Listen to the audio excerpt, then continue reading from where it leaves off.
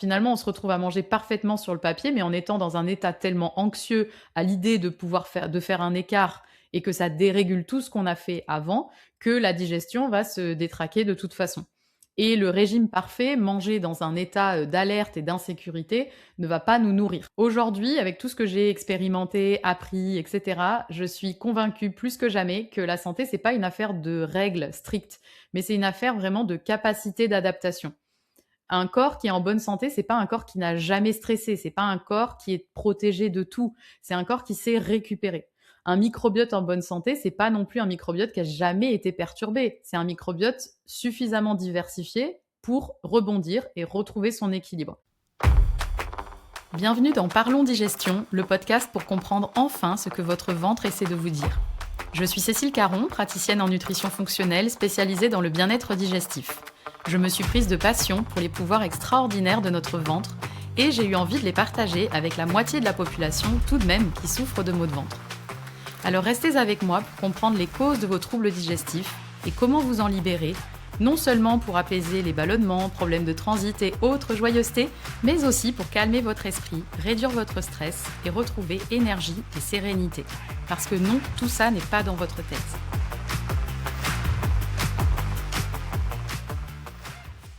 Bonjour et bienvenue dans ce nouvel épisode. Je suis vraiment ravie de vous retrouver pour cet épisode qui va être un peu différent et un peu plus personnel que ce que j'ai l'habitude de faire, puisque j'ai une occasion un peu spéciale. Quelques jours après la sortie de cet épisode, je vais fêter mes 40 ans. Alors 40 ans, certes, c'est encore jeune, surtout que moi, dans ma tête, j'ai toujours 25 ans et je pense que ça ne changera pas. Mais j'avais envie de saisir cette occasion pour faire un épisode sur finalement ce que moi j'ai mis en place dans ma trentaine pour prendre soin de ma santé. Quelle est la vision de ma santé, de la santé aujourd'hui? Et vous allez voir, c'est un peu différent de ce qu'on peut entendre sur internet, un peu partout dans le milieu de la nutrition et du bien-être. J'ai une vision peut-être un peu différente. Et puis, ce que je compte continuer à mettre en place pour prendre soin de moi et pour renforcer encore plus ma santé dans cette nouvelle décennie qui arrive. Si je regarde en arrière et surtout sur les 2 dernières décennies qui viennent de s'écouler, je vois vraiment des thèmes qui m'ont amenée là où je suis aujourd'hui et des thèmes autour de la santé. Alors la vingtaine, pour moi, ça a été, clairement la jeunesse vécue pleinement.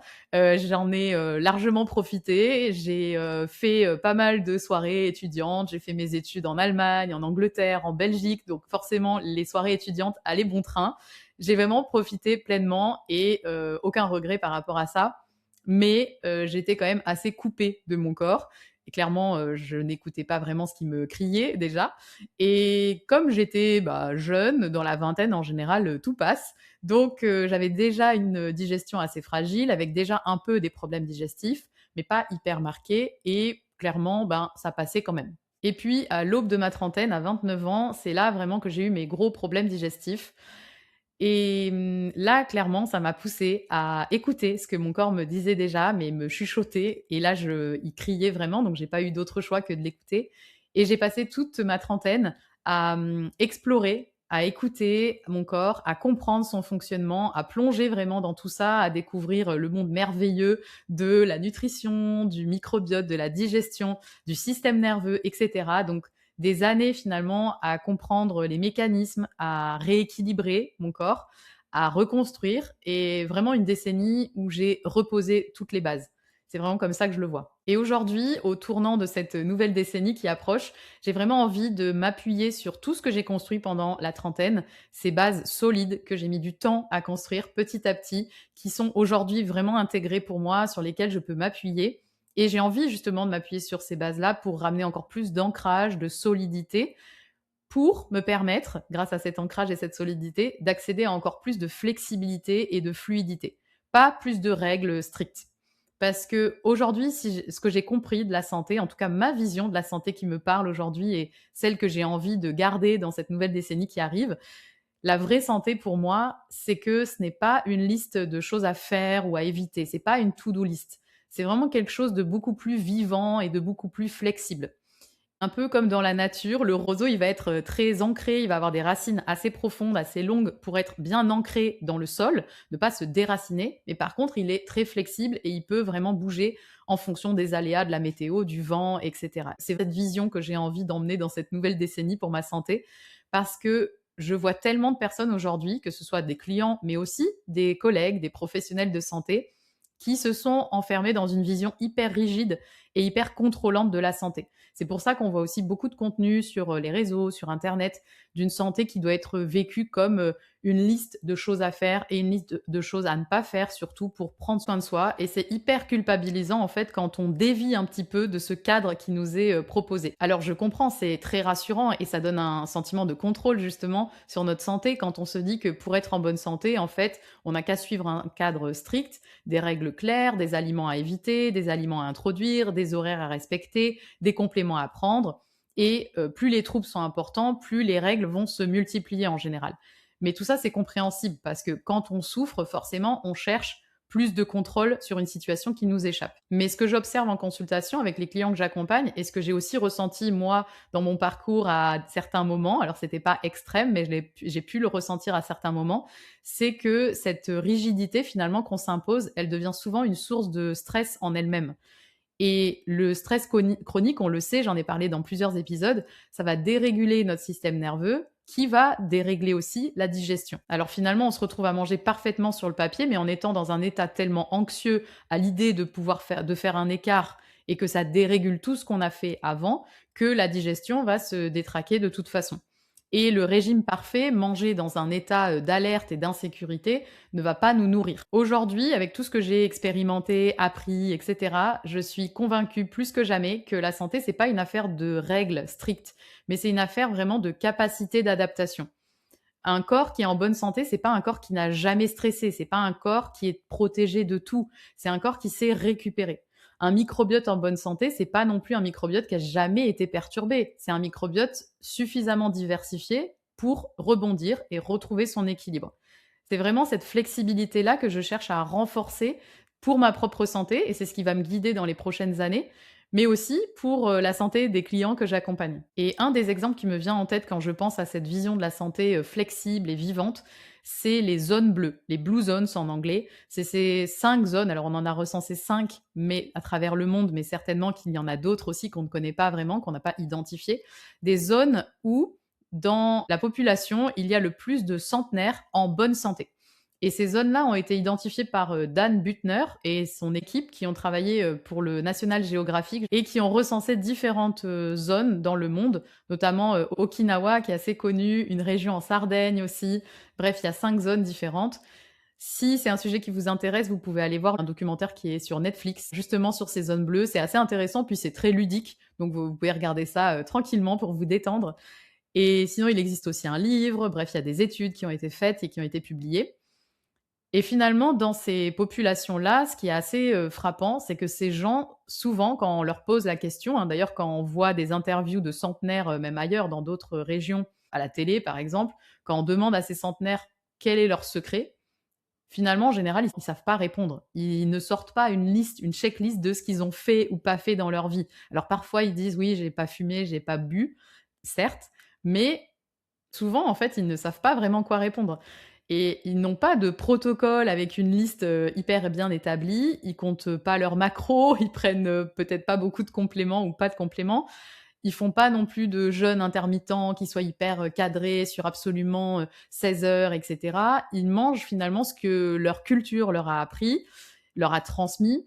Ils bougent aussi parce que la vie l'exige, parce qu'ils vivent dans des villages aussi, souvent on a vu que c'était un dénominateur commun, des villages qui sont assez escarpés et les gens se déplacent à pied. Donc ça maintient, une bonne santé cardiovasculaire. Ils vont aussi se connecter entre eux, aux autres, parce que c'est naturel dans leur communauté. Ils peuvent compter les uns sur les autres.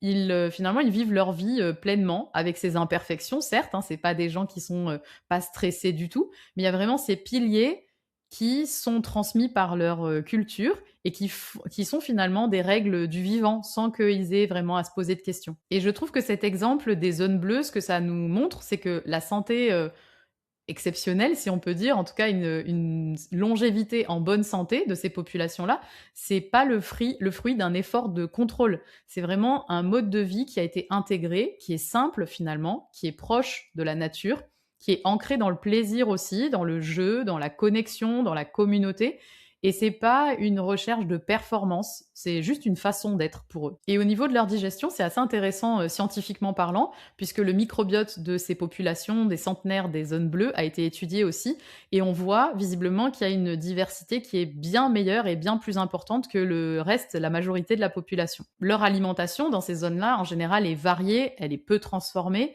elle est très riche en fibres, donc ça amène plein de prébiotiques. Elle est très riche aussi en aliments fermentés naturellement, pas par des probiotiques, mais naturellement, comme le miso à Okinawa par exemple, le vin et le fromage en Sardaigne. Ils mangent aussi beaucoup de légumes en tout genre. Et aussi, sans le savoir, finalement, ils ont plein de pratiques de régulation de leur système nerveux. C'est par exemple des repas qui sont partagés, donc c'est la connexion aux autres. On peut s'appuyer sur cette communauté, on sent qu'on est soutenu. C'est très rassurant pour le système nerveux. On n'est pas seul face à l'adversité. Aussi, dans ces zones-là, en général, la religion ou la foi est très présente. Alors, on n'est pas obligé que ce soit forcément religieux, mais en tout cas, c'est des personnes qui ont cette confiance en la vie pour X raisons, parce que d'après leurs croyances, mais elles se sentent aussi soutenues à ce niveau-là. Et puis, il y a une notion qui est assez forte aussi dans les zones bleues, c'est la notion de l'ikigai. Alors, l'ikigai, c'est plutôt à Okinawa, mais visiblement, chacune de ces régions a aussi quelque chose qui ressemble à ça, c'est-à-dire un peu un but dans la vie, ils savent ce qui les anime et ce pourquoi ils vont se lever le matin. Et ça, c'est aussi très important pour la santé. Et ces facteurs-là combinés, que ce soit un microbiote qui est très résilient, qui est riche en termes de diversité, et puis des pratiques finalement de régulation du système nerveux. Alors évidemment, ils ne l'appellent pas comme ça, mais ça peut être des personnes qui ont des vies pas évidentes, hein, stressantes, parfois fatigantes, aussi difficiles, mais il y a finalement plein de petits moments d'ancrage qui vont réguler leur système nerveux sans même qu'ils le sachent peut-être. Et c'est ça finalement qui va amener plus de flexibilité. C'est pas le fait qu'ils se protègent de tout, au contraire, ils sont vraiment, ils vivent avec les autres, avec la nature, ils sont assez connectés à tout ça. Mais ils s'exposent petit à petit à différents stress, à la diversité depuis des années, et c'est ça qui construit visiblement leur flexibilité et leur bonne santé sur le long terme. Maintenant, si je transpose ce concept de flexibilité à notre santé digestive, qu'est-ce que ça serait pour moi cette flexibilité digestive?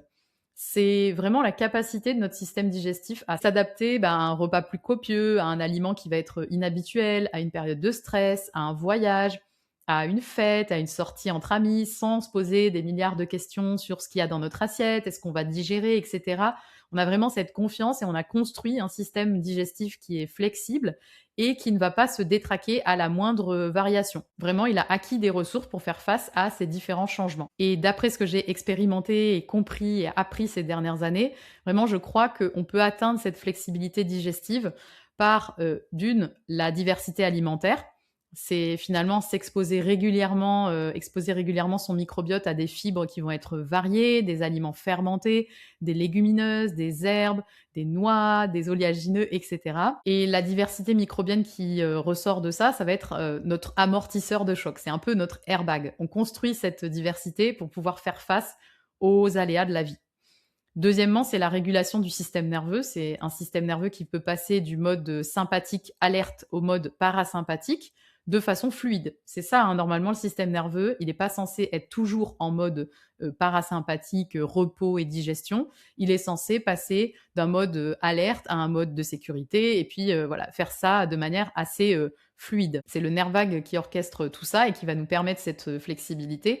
Et ce qui nourrit notre système nerveux, c'est exactement les pratiques qui sont intégrées dans les zones bleues.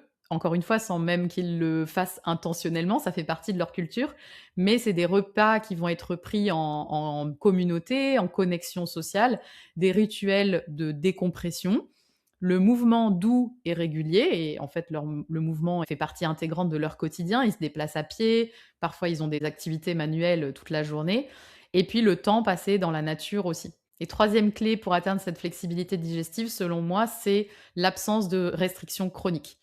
Parce que paradoxalement, les régimes qui sont trop restrictifs vont priver notre microbiote du contact avec cette diversité, vont appauvrir notre microbiote. Et moins on expose notre intestin à la diversité, moins il sait y faire face.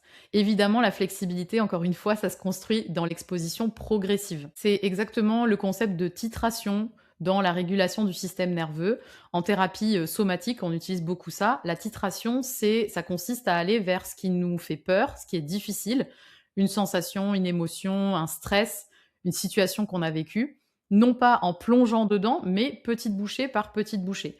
En fait, on va créer d'abord une base de sécurité, on installe du calme et ensuite on va s'exposer progressivement par microdose à ce qui nous stresse ou nous met en insécurité. Comme ça, notre système nerveux, il apprend qu'il peut y faire face et s'y adapter.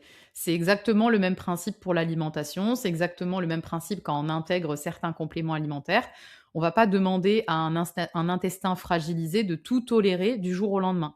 On reconstruit d'abord la sécurité, on calme l'inflammation, on instaure du calme et puis on rediversifie petit à petit, progressivement, à son rythme.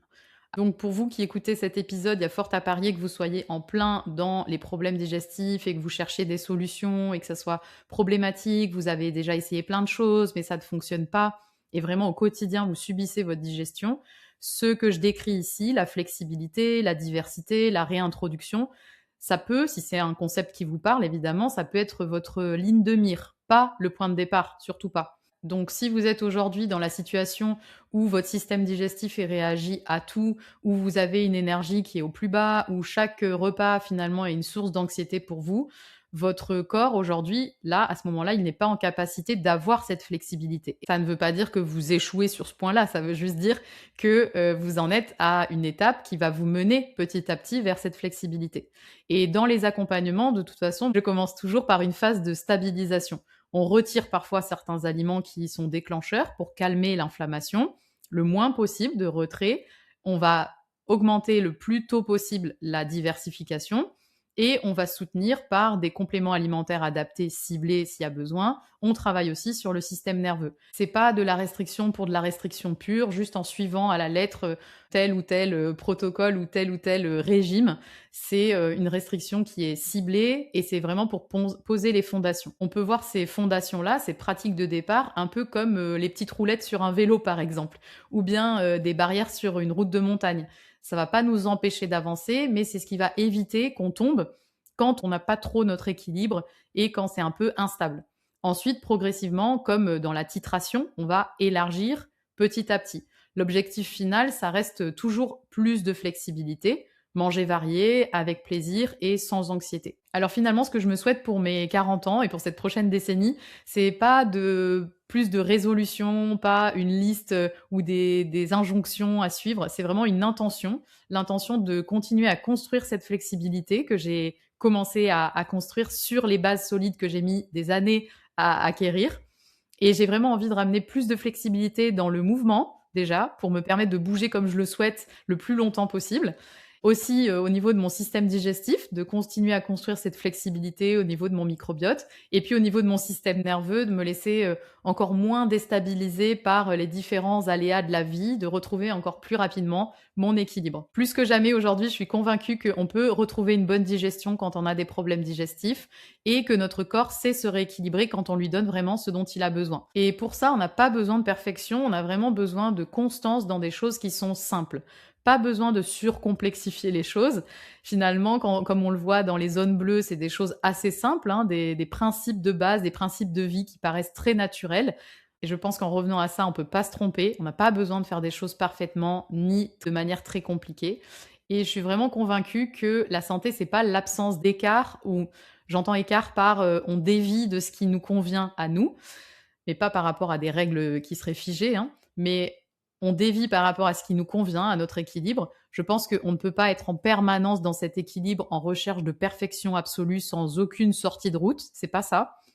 Parce qu'on va être obligé de sortir de la route pour connaître les limites, pour savoir qu'on les a dépassées. C'est comme ça qu'on fait tout apprentissage. Quand on est sur notre vélo avec nos petites roulettes, on va forcément toucher une roulette puis une autre. On va vraiment alterner entre les deux. On va se tomber aussi, mais on va se relever. Et je suis convaincue que la santé, c'est pareil. C'est pas l'absence de sortie de route. On va aller au-delà de nos limites, on va les dépasser, mais on va pouvoir se relever aussi et revenir à cet équilibre. Donc en conclusion, la santé, c'est pas un état qui devrait être figé et qu'on atteindrait en suivant les bonnes règles absolues, en étant parfait, irréprochable, sans aucune sortie de route. Ça, c'est pas vivant du tout, c'est pas flexible non plus. La santé, c'est finalement une capacité, celle de s'adapter, de se relever, de traverser Et les populations qui vivent le plus longtemps dans ces fameuses zones bleues dont j'ai parlé, le font pas, n'atteignent pas cette flexibilité à la force du contrôle. Elles ont finalement, au fil d'une vie entière, construit une flexibilité qui est vraiment profonde. Et ça, si on est en plein milieu d'un rééquilibrage parce qu'on cherche encore nos propres solutions, qu'on est encore avec nos petites roulettes sur notre vélo, cette flexibilité-là, ça peut paraître assez lointain. Mais ne vous découragez pas parce que ça peut être l'objectif qu'on a en tête et on y va petit à petit. En tout cas, moi, c'est ce que je me souhaite pour l'avenir, c'est vraiment d'aller encore plus vers ça. Et je pense pas, encore une fois, que ce soit en supprimant davantage et en ajoutant encore plus de règles qu'on va atteindre cette pleine santé vivante, flexible. C'est pour moi en construisant les fondations et en élargissant progressivement une petite bouchée à la fois. Voilà, j'espère que cet épisode vous a parlé, vous a plu. Je serais vraiment curieuse d'avoir vos retours sur ce sujet-là. Qu'est-ce que vous en pensez de cette vision de la santé beaucoup plus flexible et vivante que ce qu'on nous propose souvent? Alors venez laisser un commentaire, vos impressions sous l'épisode sur votre plateforme d'écoute préférée ou venez parler avec moi sur Instagram, je suis toujours ravie d'échanger. Je vous dis à très bientôt pour un prochain épisode et en attendant, prenez bien soin de vous.